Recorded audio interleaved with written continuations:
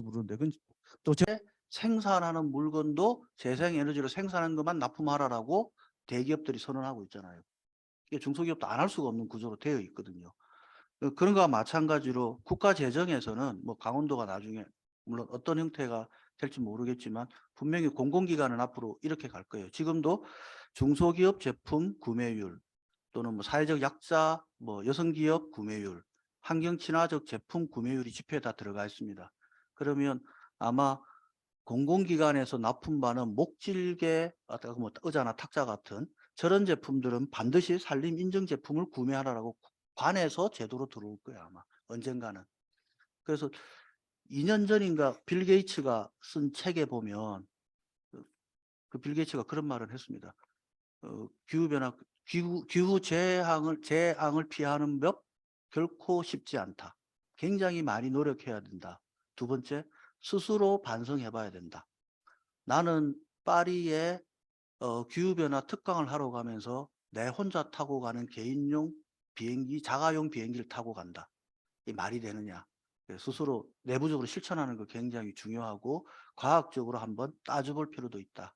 그 이야기인데 아까 플라스틱 이야기 하시면서 오늘 저희들 좀 더 일회용 먹고 있잖아요. 그게 1차 반성인데요. 반대예요. 근데 이 플라스틱을 재활용할 수 있다 그러면 반복적으로 쓰는 그 컵을 세제를 이용해서 세척하고 하수 처리장에 보내서 쓰는 비용하고 이걸 그냥 재활용했을 때 하는 거고 어느 게 더 효과적이냐 생각하면 이게 더 나을 수도 있어요. 예. 그래서 제대로 연구하고 제대로 계산해서 실행은 똑바로 하는 거 굉장히 중요합니다. 예. 저는 산림 쪽에서는 좀 더 산림이 많은 면적이 필요하다. 예. 그래서 아마 1차적으로는 화석연료에 비해서는 우선순위가 뒤로 갈 거다. 다만 우리가 추구하는 생물 다양성까지 생각하면 산림 분야의 가치가 훨씬 높을 수는 있으니까 그쪽에 대한 연구라든지 가치 평가가 더 중요하다. 그게 제 결론으로 말씀드리겠습니다. 예, 말씀 감사합니다. 특히 그 정부가 나무를 심으면 지구가 안 식고 일반 사람들이 심으면 지구가 좀 식는다 이런 얘기가 돼서 굉장히 재밌게 생각했습니다. 그러면 여태까지 말씀을 아끼신 두 분께 잠깐 그 말씀 부탁드립니다. 김태하 이사님 혹시 예, 어떠셨어요 오늘?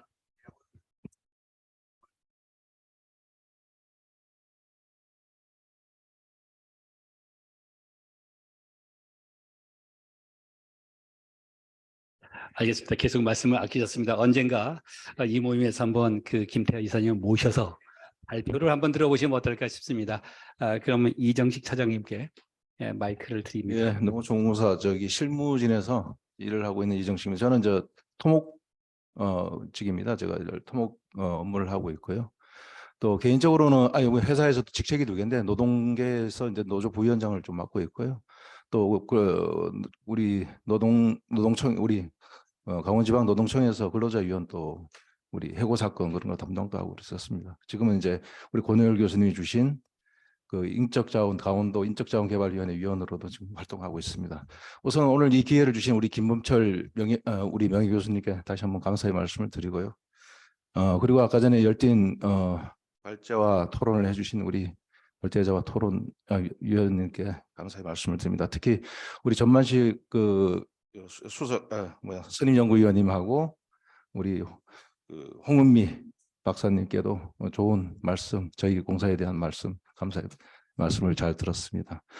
저도 이제 아까 전에 보충으로 좀 설명을 좀 드리면 저희가 농촌 용수를 계획을 할 때는 과거에는 수도작, 우리가 일반적으로 말하면 물벼라고 합니다.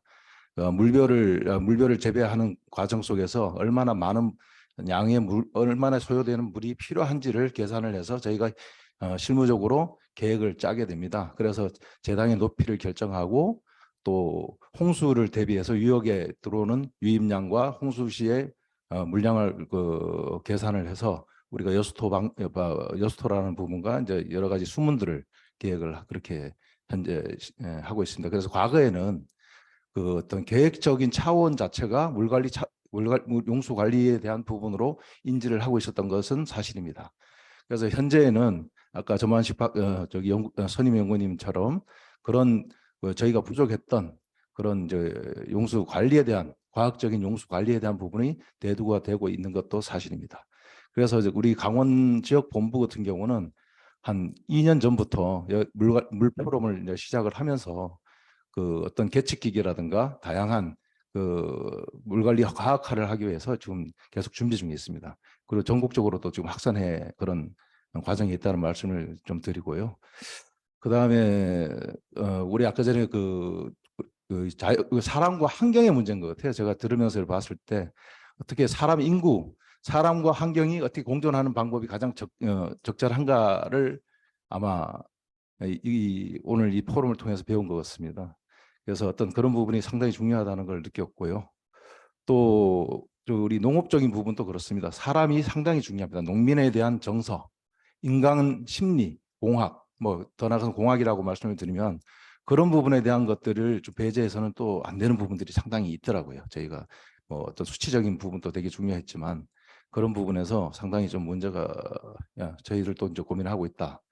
그리고 농업수리사를 봤을 때 아까 전에도 우리 이 박사님 말씀하셨지만은 농업수리학적 역사를 봤을 때 농민들의 역사를 보면 농민들이 상당히 많은 우리 공사와 정부에 대한 투쟁을 많이 해왔어요. 그 조합비를 면제해달라고 그런 부분들을 저희가 3개 기관이 통합이 되면서 그때 아마 정부에서 그 부분을 하는 조건으로 해서 저희가 통합을 된 걸로 알고 있기 때문에 아마 그런 부분들은 우리가 지금 많은 이제 물관리 과학화가 좀 더 추진되고 장기적으로 좀 논의해야 될 그런 상황으로 지금 알고 있습니다. 하여튼 오늘 이 자리를 많이 통해서 기회를 주신 여러분들께 감사를 드립니다. 고맙습니다. 네, 결론 말씀까지 다 주셨네요. 말씀 감사드리고요. 그 이제 두 분, 박수환 회장님, 김보철 회장님 말씀 듣기 전에 저도 궁금한 게 있어서 한 가지 질문을 드릴까 합니다. 먼저 최정기 교수님 발표가인데 굉장히 눈을 끼치는 게 레드 D 플러스 Reducing Emissions from Deforestation and Forest Degradation. 이게 산림 파괴 방지를 통한 온실가스 감축 사업인데 몽골에 가서 그 고비 사막에 나무 심고 그런 거거든요. 근데 이거야말로 어떻게 보면 남북 협력에 굉장히 좋은 아이템이 될 것 같은데 그런 쪽의 그 여러 활동들은 어떤지 잠깐 말씀 주시고요. 그리고 오늘 이승원 박사님께 발표 말씀 주셔서 제가 많이 배웠습니다. 근데 아시는 것처럼 한국농어촌공사는 어마어마한 기관입니다. 직원이 6,500명이고요. 매출이 4, 5조 정도 합니다. 그 대단한 기관인데 그 기관에서 ESG를 이렇게 추진해서 좋은 성과도 내고 잘하고 있다고 생각합니다. 제가 드리는 질문은 이 한국농어촌공사에서 아까 스마트팜도 여러분이 말씀 주셨습니다만은 거기서 굉장히 여러 가지 그야말로 그 혁신적인 아이템이 나올 수 있을 것 같은데 농어촌공사 안에서도 그런 일종의 벤처 기업 내지는 그런 새로운 그 디지털 기술을 접목한 요즘은 챗 GPT가 굉장히 인기입니다만은 그런 것도 해서 할 수 있는 그런 활동들은 어떻게 있는지 궁금합니다. 먼저 최정 교수님 간단한 말씀 부탁드립니다. 네, 뭐 좋은 제안이신데 이 북한 관련해서는 아무리 좋은 그런 제안 뭐 등등을 한다 하더라도 이 정치적인 그런 영향력이 있어서 그런지 이게 늘 끊어집니다. 그래서 이 숲을 조성한다는 것이 유엔 그 제재에서 제외된 아주 좋은 사업이거든요. 그런데 계속 제안도 하고 뭐 그런 그 정치적 성향이 있다라는 그 정도로 가늠하겠습니다. 네. 예, 저 크게 이제 벤처 내지는 뭐 사내 기업 정도 하면 저희도 이제 프로그램이 크게 3가지가 있는데 내부 직원들에게 아이디어를 모아서 특별팀을 만들어서 사내 벤처를 운영하라는 프로그램도 있습니다. 이제 좀 더. 근데 두 번째는 민간에서 개발은 했는데 테스트 베드가 없어서 같이 해보자라나 하는 그런 프로그램도 있습니다. 그러면 민간에서 기술은 개발해놔서 특허는 있는데 한 번도 현장에 적용하지 못한 경우에 이제 테스트 베드는 저희들이 제공하고 민간은 한 번 더 실증과 실용화를 해보는 그런 프로그램도 하나 있고요. 이제 세 번째는 이거는 우리 공사뿐만 아니라 모든 공공기관에 제도화되어 있는데 중소기업에서 기술 제안을 하고 저희들이 받아들이게 되면 그것이 협약이 끝나고 나면 그 협약을 통해서 개발된 기술은 추후 저희들이 수의계약으로 구매할 수 있는 중소기업 제조 운영 프로그램들이 있습니다.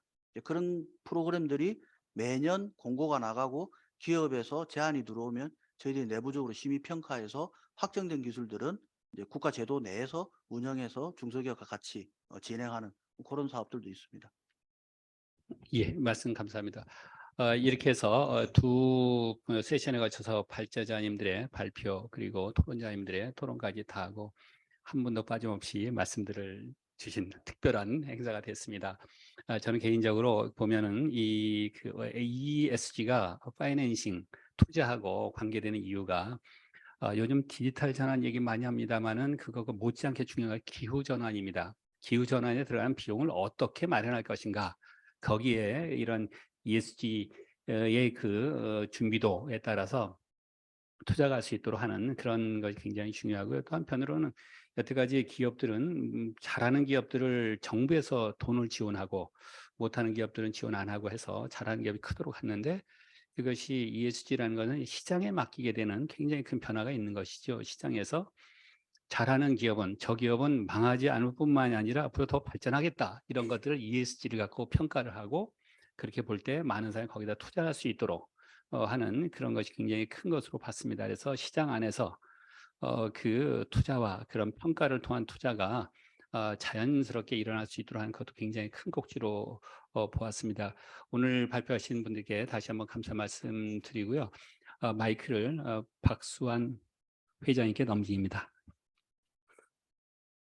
뭐 오늘 사실 저는 저희가 좀 관심 있는 분야의 얘기를 듣겠거니 정도로 생각을 하고 왔다가 당장 돌아가서 금전 사업 계획을 좀 바꿔야 되겠다. 그리고 투자 우선순위도 좀 조정을 해야 되겠다 하는 그런 생각을 하게 됐습니다. 정말 고맙게 생각을 하고요. 이런 말씀으로 마무리를 좀 할까 싶은데 제가 아까 저희가 가지고 있는 공장마다 다 태양광을 설치를 했다 뭐 그런 말씀을 드렸는데 이제 외관 공장은 작년 10월 달에 완공을 했기 때문에 거기도 이제 다음 달부터 또 지붕 태양광을 이제 설치를 할 겁니다. 근데 우리나라 태양광이라는 것은 한전에 팔아야 됩니다. 그런데 우리가 생산한 전기를 한전까지 가지고 가는데 이게 엄청나게 로스가 많이 생기죠. 그러니까 마치 물동이 이고 가는데 옆에 구멍이 하나 나 있는 것처럼 줄줄 새면서 그냥 집에 도착하면 절반쯤 물이 남아 있는 그런 것 같이 그렇게 이제 송전을 하는 그런 방식인데 그래서 이거 그냥 우리가 쓰면 안 되느냐? 우리 그 파는 비용 쳐주고 그랬더니 그런 제도는 없다 이거예요. 근데 이게 중국에는 있어요.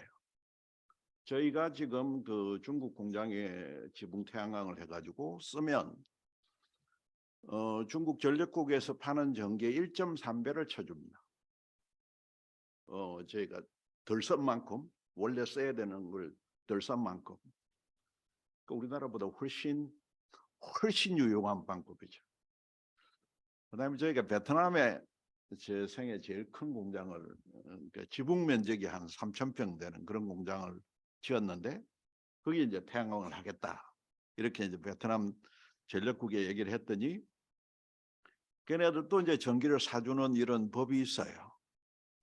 근데 이제 이걸 좀 해달라 그랬더니 그럼 거기까지 그 수전 설비를 하는 비용을 네가 내라는 거예요. 그때 아무도 안 해서 그 돈이 어마어마하게 들어요. 그 수전 설비를 우리가 전주 세워서 뭐 다 하려면 이거 못하겠다. 예. 그래서 이거 못하겠으니까 그러면 우리가 생산하는 전기를 우리가 쓰면 어떠냐 했더니 좋은데 그러면 니네가 주야간에 쓰는 전기량이 많이 달라질 거 아니냐. 그러니까 그 야간 기준에 맞춰서 부과를 하겠다. 전기요금을. 이런 도둑놈들이 그러니까 주간에 덜 쓰니까 그 자기들이 전력이 그 균등하게 공급이 안 되는 그 차이를 그 과금을 하겠다. 벌칙금을 먹이겠다 이게.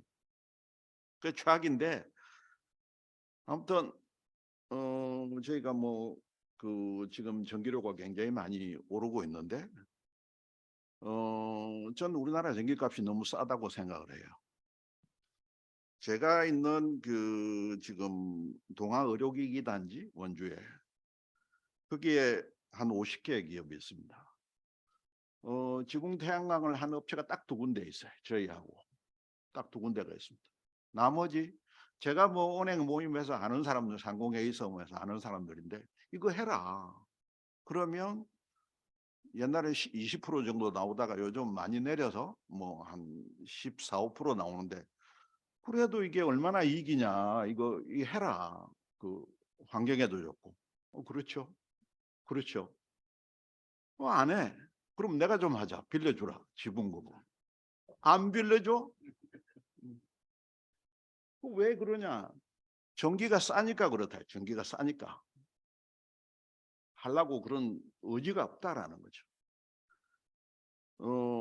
외관에 공장이 있는데 금년에 또 이제 지붕 태양광 할 거라고 얘기를 했습니다. 약 200개, 외관 공장이 상당히 큽니다. 200개 공장 중에서 지붕 태양광 한 데가 7군데 있어요. 안 하는 겁니다. 안 하는 거. 수지 맞아도 안 하는 겁니다. 이거. 수지 맞다는 건 아주 쉽게 계산해서 알 수 있어요. 지붕이야 뭐 그냥 있는 거고 공장이니까. 그 누구 산에다 하는 것처럼 뭐 주민 동의를 구해야 되는 것도 아니고 뭐 전혀 내 지붕이 하는 거니까 전혀 아무런 제약이 없는 거거든요. 그런데 안 한다. 그래서 이게 뭐 인센티브를 더 줘야 되는지 벌금을 매겨야 되는지 저는 잘 모르겠지만 아무튼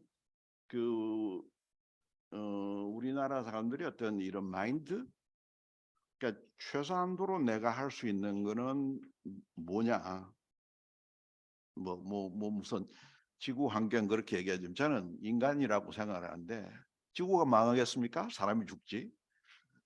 그러니까 지구가 망하는 게 아니라 인간이 멸종하는 것이 끝이라고 저는 생각을 하는데 인간이 안 망하려면 그러면 뭔가 해야 되는데 눈에 이익이 되는 일도 안 하는 이런 이기적인 게 오늘 현재 진행이 되고 있다라는 거죠.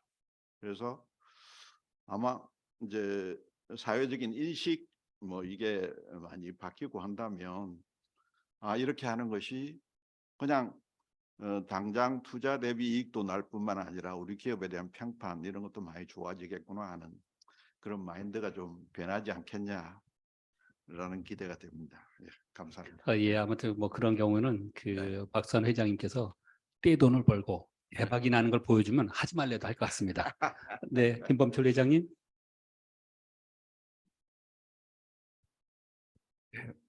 우리 참석해서 좋은 발제해 주시고 좋은 토론해 주셔서 정말 감사합니다.